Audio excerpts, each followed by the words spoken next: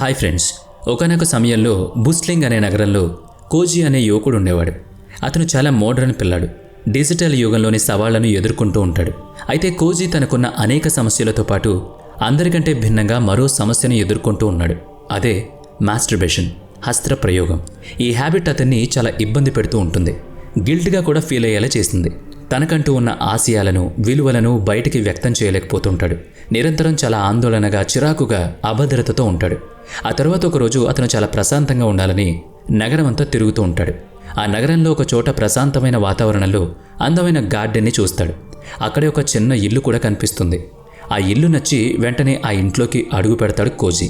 అక్కడ ఒక వృద్ధుడైన స్వామీజీని చూస్తాడు. అతని పేరు మాస్టర్ జెన్. ఆ మాస్టర్ చెర్రీ బ్లాసర్ ట్రీ కింద కూర్చుని ఉంటాడు. చాలా ప్రశాంతంగా కనిపిస్తాడు కోజీకి. అందుకే ఆ ప్రశాంతత ఎలా దొరుకుతుందో అడగాలనుకుంటాడు. అప్పుడు కోజీ మాస్టర్ జోషితో నేనొక సమస్యతో బాధపడుతున్నానని చెప్తాడు. ఆ హ్యాబిట్ నా ఎనర్జీని, ఆలోచనను దహించి వేస్తుంది అని వాపోతాడు. నేను నా హస్త్రప్రయోగం అలవాటు నుంచి బయటపడాలనుకుంటున్నానని చెప్తాడు. కానీ అది చాలా కష్టమైన పని అని నాకు అనిపిస్తోంది. నాకు సరైన సలహా ఇవ్వండి అని అడుగుతాడు. మాస్టర్ జోషి ఒక చిన్న నవ్వు నవ్వుతాడు. నవ్వుతూనే తన పక్కన కూర్చోమని చెప్తాడు. కోజీ తన పక్కనే కూర్చున్నాక, మై డియర్ బాయ్, ప్రతి అలవాటు నుండి బయటపడేందుకు ఒక మార్గం ఉంటుంది. అందుకు కొంత కృషి చేయాలి, ఓపిగ్గా ఉండాలని చెప్తాడు. నువ్వు ఈ ఛాలెంజ్ని ఫేస్ చేయాలి అంటాడు. నువ్వు సెల్ఫ్ మోటివేషన్ చేసుకోవాలి. నీలోని అంతర్గత శక్తిని మేలుకొలుపు. నీ మనసు చెప్పే మాట గట్టిగా విను అని సలహా ఇస్తాడు మాస్టర్ జోషి. మాస్టర్ జోషి జెన్ అనే ఒక స్టోరీ చెప్పడం మొదలు పెడతాడు. వేరే గ్రామంలో టెకియో అనే ఒక యంగ్ ఫిషర్మ్యాన్ ఉన్నాడు. చేపలు పట్టే కంటే ముందు సిగరెట్ తాగేవాడు.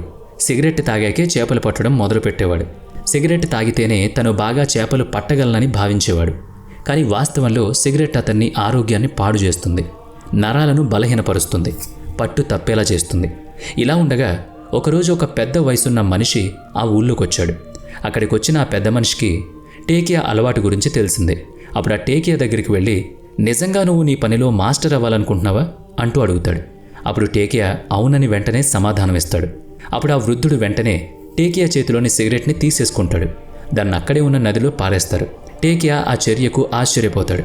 వెంటనే టేకియా ఆ సిగరెట్ లేకపోతే నా కాన్సన్ట్రేషన్ ఉండదని భయంగా చెప్తాడు.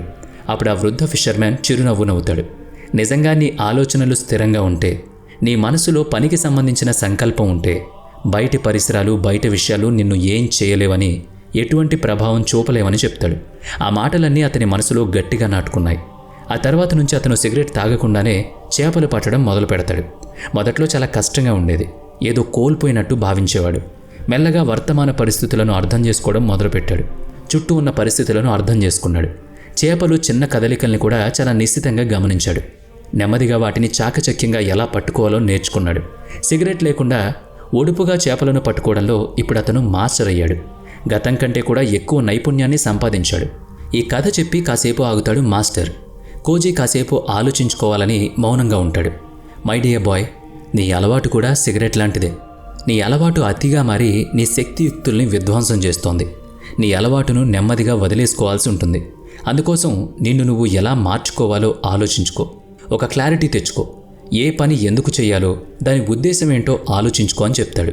కోజీ నెమ్మదిగా ఆలోచించడం మొదలు పెడతాడు. ఒక మెరుపు అతని మనసులో మెదులుతుంది. తనకున్న అలవాటును ఎలా వదిలించుకోవాలో ఆలోచిస్తాడు. తనకున్న అలవాటు తప్పు కాదని, గిల్టీగా ఫీల్ అవ్వాల్సిన పని లేదని గ్రహిస్తాడు. మాస్టర్ జోషి గైడెన్స్తో తన అలవాటును మార్చుకోవాలని నిర్ణయించుకుంటాడు. ఆ రోజు నుంచి నెమ్మదిగా సెల్ఫ్ డిస్కవరీని మొదలు పెడతాడు. సెల్ఫ్ డిసిప్లిన్గా ఉండేందుకు సిద్ధపడతాడు. ఎనర్జీని కూడదీసుకోవడం, ఫోకసింగ్గా పనిచేయడం కోసం ప్రయత్నిస్తాడు. శరీరం, ఆత్మ ప్రశాంతంగా ఉంచుకునేందుకు తన ప్రయత్నాలు మొదలు పెడతాడు. కొత్త అలవాట్లను చేసుకుంటాడు. ప్రకృతిలో కాలం గడపడం మొదలు పెడతాడు. చుట్టూ పాజిటివ్ వాతావరణాన్ని ఉంచుకుంటాడు. అలా మొదలుపెట్టిన ప్రయత్నం రోజు దాటి వారాలు గడుస్తుంది. వారాలు నెలలుగా మారతాయి. కోజీ తనలో మార్పును నెమ్మదిగా గ్రహిస్తాడు. తనకున్న పాత అలవాటును తన స్వాధీనంలోకి తెచ్చుకున్నాడు. మానసిక ప్రశాంతతను అనుభవిస్తూ ఉంటాడు. ఒకరోజు కోజీ చెర్రీ బ్లాసర్ చెట్టు కింద మాస్టర్ జోషితో పాటు కలిసి కూర్చుంటాడు. భక్తితో, ప్రేమతో, మాస్టర్ జోషి, మీ రుణం ఎప్పటికీ తీర్చుకోలేను. మీ మాటలు నేను మార్చుకోవడంలో చాలా ఉపయోగపడ్డాయి. నేను బానిసగా మారిన అలవాటును మీ కారణంగానే వదిలించుకోగలిగాను. విముక్తుణ్ణి కాగలిగాను. నా పని మీద ఫోకస్ చేయగలుగుతున్నాను. ఆ మాటలకు మాస్టర్ జోషి ప్రసన్న వదనంతో నవ్వుతాడు. నీ మాటలు నాకు అమితమైన ఆనందాన్నిస్తున్నాయి. నువ్వు నిజాయితీగా నీకున్న సమస్యను ఎదుర్కొన్నావు.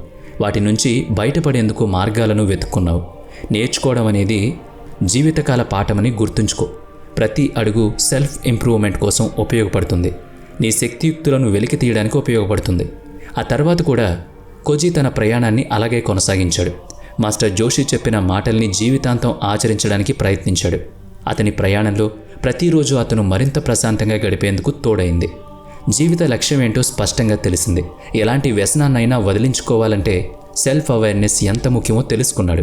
క్రమశిక్షణ, వ్యక్తిగత అభివృద్ధి, వర్తమాన పరిస్థితులపై అంచనా, మనసు శరీరాన్ని అందుకు అనుగుణంగా మలుచుకోవడం, పెద్దవాళ్ల సలహా స్వీకరించడం చాలా ముఖ్యం.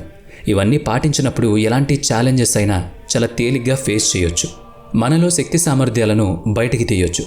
మరి ఈ వీడియో మీకు ఎలా అనిపించిందో కామెంట్ చేయండి. ఈ వీడియో మీకు నచ్చినట్లయితే లైక్ చేయండి, షేర్ చేయండి.